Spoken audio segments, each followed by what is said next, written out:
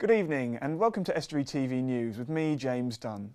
On tonight's show, we meet the couple who are sleeping on bags of food in a pet shop after flooding made them and their 53 pets homeless. Also tonight, Stu Cox has a look ahead at an important weekend in sport. And we talk to Christina McGilligan-Fell about the John Harrison Foundation. But first, here's Emma with the news headlines. Hello, the headlines today. A Barrow couple are forced to live in their pet shop after losing their home to flooding. Economic figures for the region are looking up for the start of the year, and new car registration sales are up in the area. A couple with 53 pets have been forced to live in a storeroom above their Grimsby pet shop after being flooded out of their home.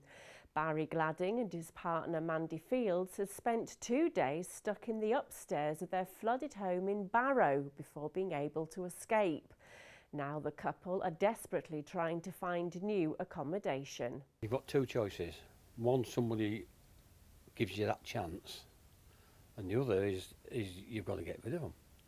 You've got to dispose of them. There's no other way. I mean, with racing pigeons, if you sell them and they let them out, they go back to their old house and there's nothing there. Hence, they're going to suffer. So the only other alternative is to destroy them, and I don't want that.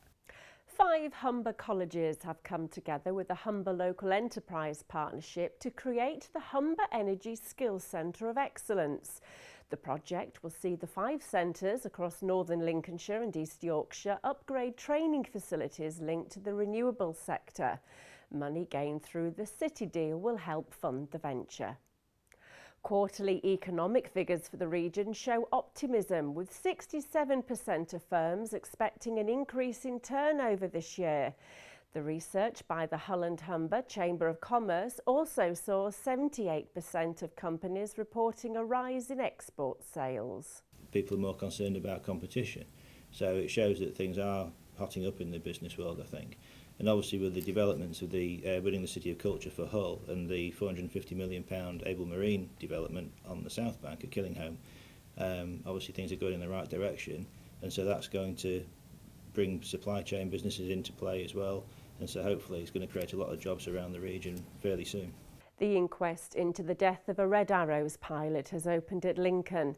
Flight Lieutenant Sean Cunningham died in November 2011 when his ejector seat went off while on the ground at RAF Scampton.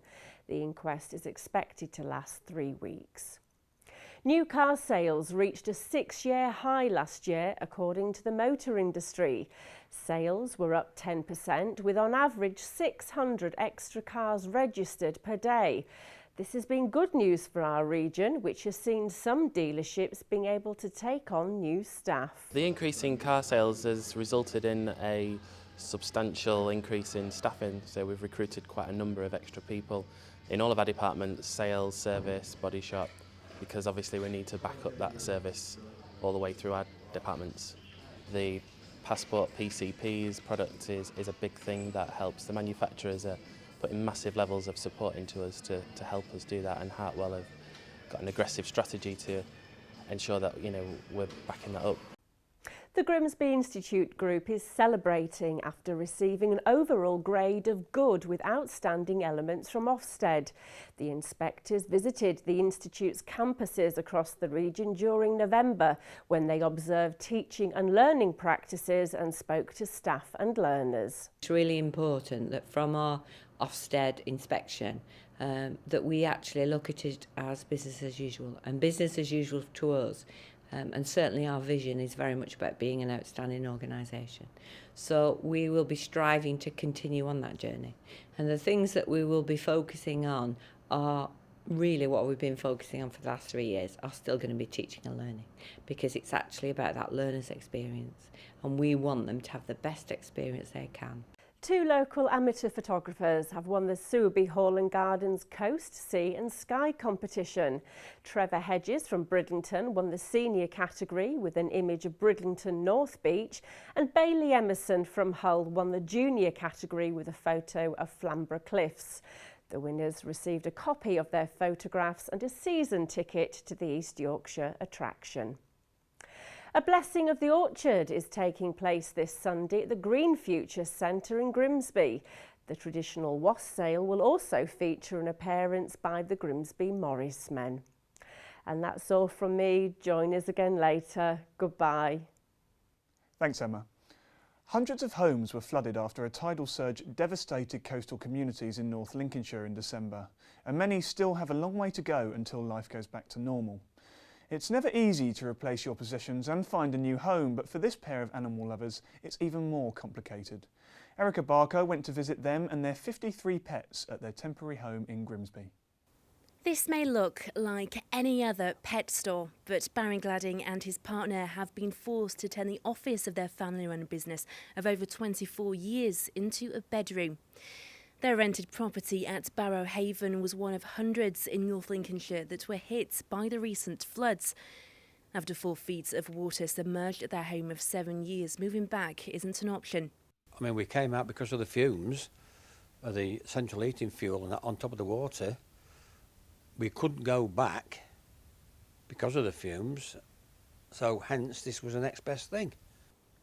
But the problem isn't finding a new landlord, it's finding one that'll accept their 53 pets.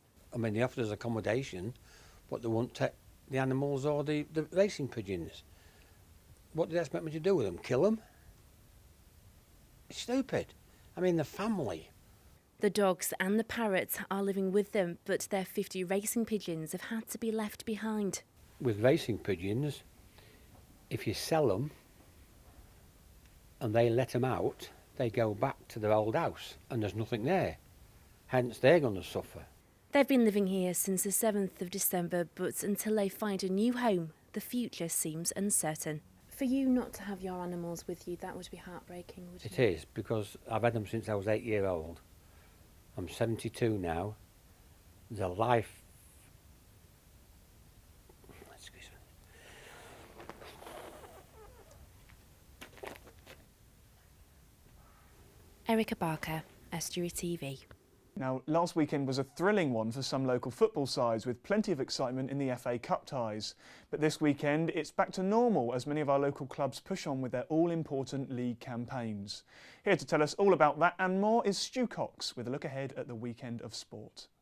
Thanks, James. Hull City welcome Jose Mourinho's Chelsea to the KC on Saturday in what promises to be a mouth-watering encounter. Goalkeeper Eldin Jakupovic won't be in Hull's matchday squad as he has joined League One Leyton Orient on a month's loan. Also, Cameron Stewart has joined Leeds on a 93-day loan ahead of a permanent deal starting in June.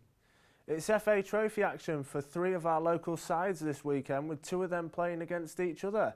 Grimsby host Maidenhead of the Squirrel South at Blundell Park, where only the main stand in the upper Findus will be open to fans. The other fixture involving our side sees North Ferriby travel down to Sinsel Bank to face Lincoln City. There is also a local derby at Park Avenue where Louth Town, who will be hoping to better their 6-0 defeat last time out, host Cleethorpes Town, who had their game called off last weekend. Grimsby Borough are in action at the FDC when they play Eccleshill United, looking for their 3rd win in a row. Table toppers Barton Town Old Boys welcome Long Eaton to the Euronics ground as the Swans look to extend their lead at the top of the Northern Counties East Premier. Scunthorpe face Mansfield in League 2 as the Iron look to consolidate top spot. Paul Hayes is set to be in the squad for the first time since re-signing from Brentford. Brigtown will be hoping to get a surprise result when they welcome league leaders Hallerswen Town to the Hawthorns. After their Lincolnshire Senior Trophy defeat on penalties to Boteford Town last time out, Lincoln United will be hoping to go one better, claiming 3 points against Sutton Coldfield Town at Ashby Avenue. In rugby, Grimsby will be hoping for another win after beating Skegness last time out. This time it's only a short journey away to Sleaford. Cleethorpes are also on their travels after a walkover win last time out when they played Leesbrook when they go to Long Eaton, looking to strengthen their position in the Midlands 4 East North. Hull Ionians will continue to look for just their 2nd win of the season when they go to Richmond in the National League 1. And after a slight defeat to Matlock last time out, Market Raisin and Louth will be hoping to get back to winning ways as they host Newark at Willingham Road. In ice hockey, Hull Stingrays have a double header up in Scotland in the Elite League when they face Braehead Clan and Edinburgh Catapult on Saturday and Sunday. And finally, Forest Green boss Adi Pennock isn't aware of any interest for forward Rhys Styche after rumours broke yesterday the forward may be joining the Mariners. Pennock stated, "I've not heard anything about Grimsby coming in for Rhys." Thanks, Stu. Earlier this week, a survey revealed that the vast majority of those asked are in favour of renaming Humberside Airport the John Harrison Airport. But who is John Harrison? Here with me today I have Christina McGilligan-Fell, who is a patron of the foundation named after the man from our area whose invention revolutionised seafaring around the world. Hello, Christina. Hello, James. So first of all, who was John Harrison?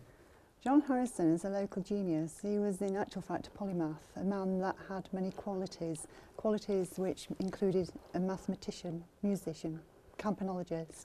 He was certainly a scientist of his day, although the word scientist wasn't around in the 18th century.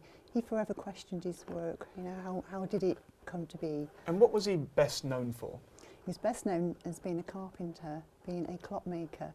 And what's so hugely important with the characters such as Harrison is the way that they actually did the mechanics, which being he found the solution of longitude from the 1714 Longitude Act. And that brings me to something that you brought with you here today. Yes, indeed. What is this here?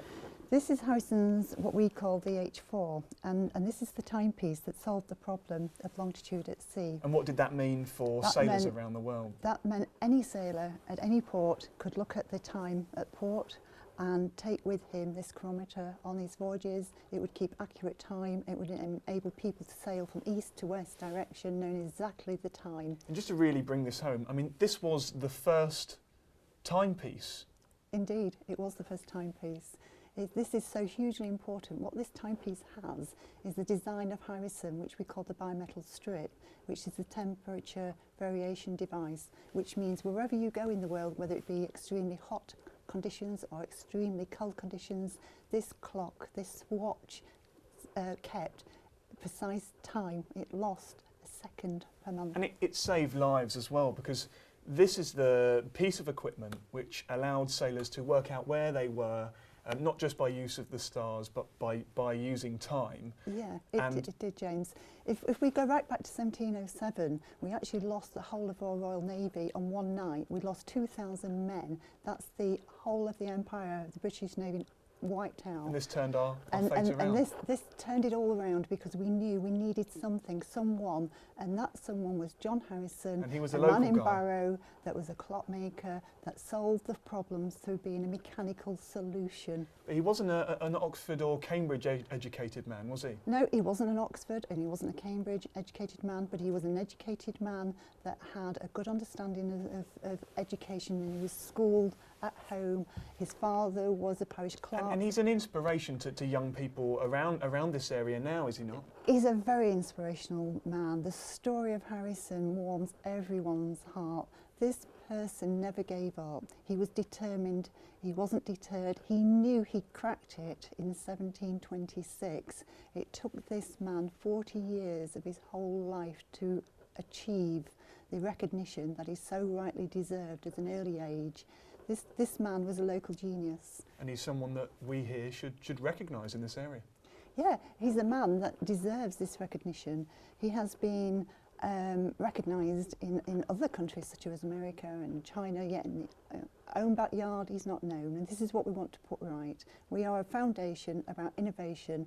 We're about the next 300 years. Harrison was a visionary man. He knew he was 300 years ahead of himself. We're right now in the middle of it. Great. And we want to project it into the next 300 years. Thank you very much, Christina. Thank you, James. That's all from us here on Estuary TV News tonight. We'll see you next time.